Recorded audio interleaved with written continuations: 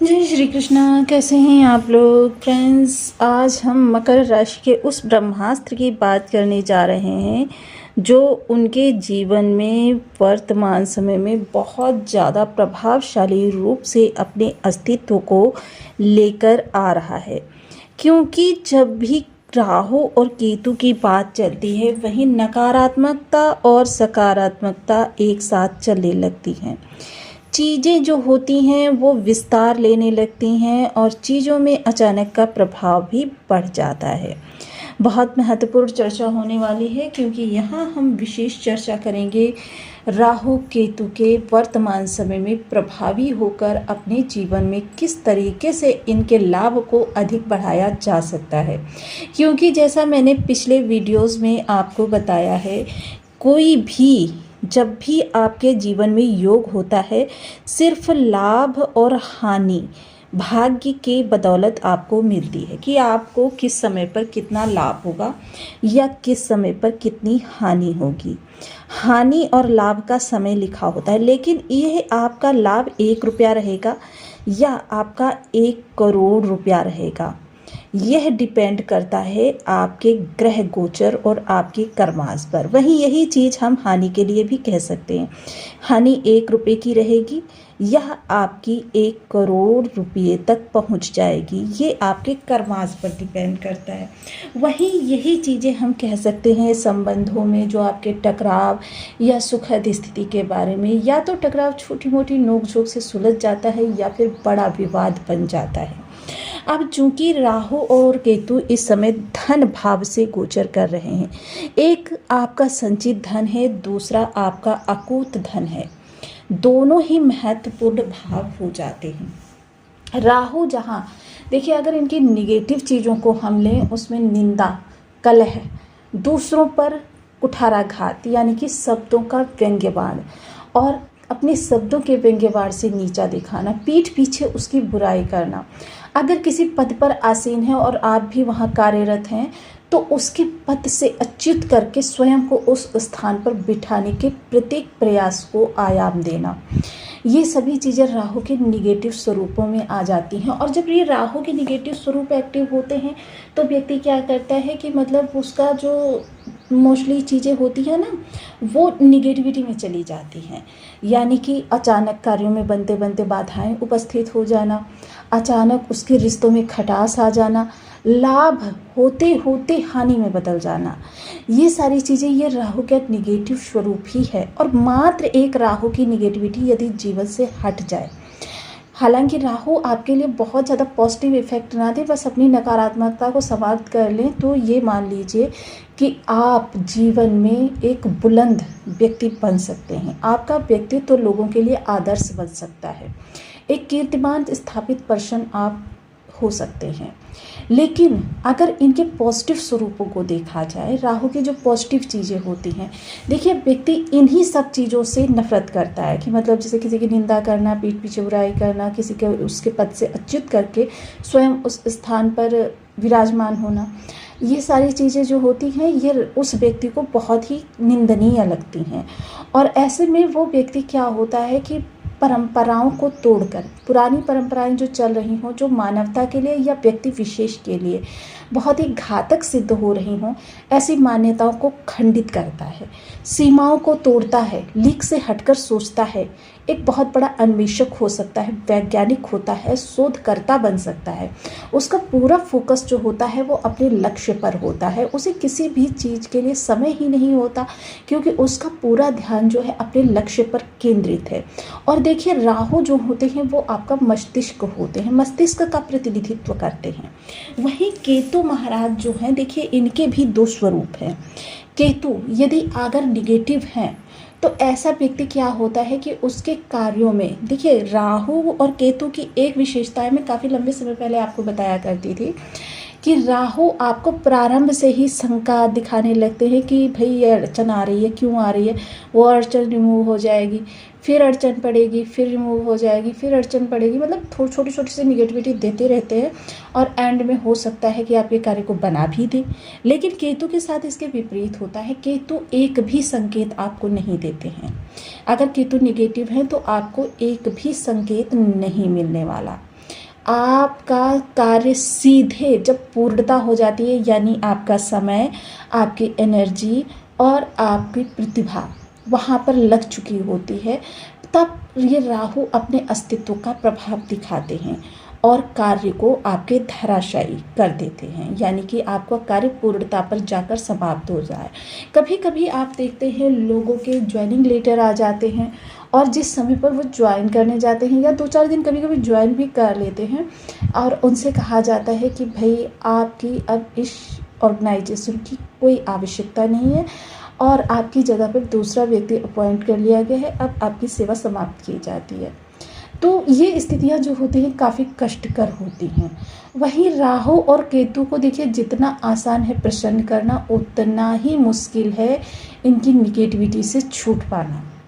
क्योंकि देखिए चीज़ें जो होती हैं वो तुरंत प्रभावी नहीं होती। ज्योतिष के अंदर कोई भी चीज़ है वो तुरंत प्रभावी नहीं होती। प्रकृति का नियम है। देखिए जिस तरीके से कृषक जो है खेत में जब बीज बोता है तो उसको 4 माह बाद उस बीज का फल प्राप्त होता है, उसी तरीके से ज्योतिष के अंदर भी आपके जो बचपन से चले आ रहे विचार होते हैं, थॉट्स होते हैं, वो आपको बहुत ज़्यादा प्रभावित करते रहते हैं। वहीं राहु देखिए 3 दृष्टियां होती हैं राहु के पास में, सेम गुरु वाली दृष्टियां इन दोनों ग्रहों के पास होती हैं कि आपकी पंचम, सप्तम और नवम, ये जाल आप देख सकते हैं किन किन स्थानों पर फैला हुआ है। सबसे महत्वपूर्ण स्थान देखिए, सबसे महत्वपूर्ण स्थान धन, फिर आपका परिवार, षष्ठ स्थान आपका व्यय भाव, आपका कार्यक्षेत्र और आपका अकूत धन यानी अष्टम भाव। यदि आपकी लग्न में 10 नंबर बना हुआ है तो ये राशिफल आपके लिए है। यदि कुंडली में कहीं भी चंद्रमा के साथ 10 नंबर बना हुआ है तो ये राशिफल आपके लिए है। कुंडली ना होने की स्थिति में आप इसे नाम राशि से भी देख सकते हैं। यदि अभी तक आपने अपने इस चैनल को सब्सक्राइब नहीं किया है तो प्लीज़ सब्सक्राइब कर लीजिए, वीडियो को लाइक कर दीजिए, चैनल को शेयर कर दीजिए। इससे होगा क्या कि हमारे आने वाले हर वीडियो की नोटिफिकेशन मिल सकेगी आपको सबसे पहले। एक प्यारा सा कमेंट करना बिल्कुल ना भूलें। कमेंट से हमें बहुत मोटिवेशन मिलता है, हौसला मिलता है और ये पता चलता है कि आप और क्या जानना चाहते हैं। तो काफ़ी महत्वपूर्ण इस समय पर आपके सामने सिचुएशन आने जा रही है जो आपके जीवन में परिवर्तन को दर्शा रही है। अब राहु इस समय जहाँ स्वयं के नक्षत्र शतभिषा से गोचर कर रहे हैं, वहीं केतु भी स्वयं के नक्षत्र मघा से गोचर कर रहे हैं। हालांकि नवमांश की चर्चा नहीं करेंगे, लेकिन भाव के अनुसार यहाँ पर हम प्रभाव की चर्चा करेंगे। राहु जहाँ शनिवत कार्य करते हैं, केतु मंगलवत कार्य करते हैं और दोनों ही जो है अपने भाव में बैठे हुए हैं। राहु शुक्र के भाव में बहुत अच्छा रिजल्ट करते हैं और केतु अष्टम स्थान यानी कि मंगल, केतु के लिए कुजवत कहा जाता है यानी मंगलवत कार्य करते हैं। अर्थात दोनों ग्रह अपने अपने हिसाब से बहुत ही उत्तम स्थानों पर बैठे हुए हैं, जहाँ गहन आध्यात्मिकता, गहन ज्ञान, गहन मनःशक्ति, मन आचरण, इन चीज़ों को केतु जागृत कर रहे हैं। वहीं राहु आपके अंदर जुनून, जिद और आपके प्रवृत्ति को, धन प्रवृत्ति को जागृत कर रहे हैं। राहु जो होते हैं आपके अंदर एक ऐसी अतृप्त तृष्णा को जन्म दे देते हैं जिसको प्राप्त करने के लिए मनुष्य हर वो संभव प्रयास करता है, नैतिक या अनैतिक, इस चीज़ का भेद भूल कर वह अपने प्रयासों को आगे बढ़ाता रहता है। अब राहु से संबंधित जो भी भाव आपको दिखाई दे रहे हैं इस वीडियो में, जैसे कि आपका षष्ठ यानी शत्रुता को हराने के लिए आप किसी भी स्थिति को, किसी भी सिचुएशन को फेस करने के लिए रेडी हैं और हर वो कार्य करेंगे जिसकी वजह से आपका शत्रु धराशायी हो सके। यदि चर्चा इस समय पर की जाए अष्टम भाव की, तो यहाँ पर केतु विराजमान है। अष्टम भाव देखिए, जो लोग किसी ऐसे कार्य से जुड़े हुए हैं जहाँ पर आपके अंतःमन की, मान लीजिए आप किसी स्किल को अपडेट करना चाहते हैं या अपनी स्किल्स को आगे बढ़ाना चाहते हैं या अपने कार्य क्षेत्र में और ज़्यादा अपनी दक्षता को प्रभावित करना चाहते हैं, तो ये समय आपके लिए उत्तम से अति उत्तम कहा जा सकता है। वहीं नवम दृष्टि जहाँ राहु की है वो है आपकी जीविका। जीविका वो चीज़ होती है जो हमारे समाज में प्रतिष्ठा और परिवार के अंदर गरिमा दोनों को स्थापित करने में हमारी मददगार होती है। अब यही जीविका मोस्टली देखिए, जो चीज़ें हम राहु की निगेटिव रूपों में पीछे बता चुके हैं, यदि ये कार्य आपके अंदर हैं तो ये जीविका आपकी धीरे धीरे डे बाय डे आप देखेंगे कि पैटर्न नहीं रही। कभी कभी तो आपके कार्यस्थल पर आपको बहुत ज़्यादा निगेटिविटी फील होती है। लेकिन अगर यही आप पॉजिटिव राहु को अट्रैक्ट कर कर रखते हैं तो फिर जीवन आपका यानी कि कार्य क्षेत्र बहुत तेज़ी से आगे की ओर अग्रसर होता है। हर वो सैलाब जो उमड़ता है आपको हराने के लिए, राहु उसका सामना करने के लिए तैयार रहते हैं। राहु एक ढाल बनकर उसका सामना करते हैं। तो मोस्टली देखिए, जैसे मैंने पहले बताया कि राहु मस्तिष्क का क्षेत्र संभालते हैं। तो ऐसे में जो भी व्यक्ति बहुत ज़्यादा ओवर थिंकिंग करते हैं, दूसरों के बारे में अत्यधिक सोचते हैं, या अपने कार्य क्षेत्र से, क्योंकि मस्तिष्क या तो आप इसको खाली छोड़ेंगे तो क्या होगा, ये दूसरों के बारे में सोचने लगेगा, उनकी निंदा सोचने लगेगा। यदि उससे थोड़ा सा निगेटिव रिलेशन है तो उनकी निंदा करना चालू कर देगा। लेकिन यदि पॉजिटिव रिलेशन है तो उनकी अच्छाइयों को बढ़ा चढ़ा कर प्रेस करने लगेगा लोगों के सामने, जबकि इससे उसको कोई लाभ ही नहीं होता। ऐसे में आपके निगेटिव राहु एक्टिव होते हैं, तो जाहिर सी बात है निगेटिव राहु एक्टिव होंगे तो निगेटिविटी फैलाएंगे। लेकिन अगर इसी स्थान को हम रिक्त करके, मोस्टली बहुत से लोग ऐसे होंगे जिनके पास ऐसी हॉबीज़ होंगी बचपन से ही जिनके लिए उनके पास समय नहीं होगा। तो देखिए, जब आपको सीखना प्रारंभ करते हैं, क्योंकि इससे आपका मस्तिष्क क्रियान्वित होता है। जब आपका मस्तिष्क क्रियान्वित होगा तो जाहिर सी बात है, जब मस्तिष्क में आपके स्किल्स बढ़ेगी तो निगेटिविटी के लिए कोई स्थान ही नहीं रहेगा। ऐसी स्थिति में राहु आपके लिए बहुत अच्छा रिजल्ट करना प्रारंभ कर देते हैं।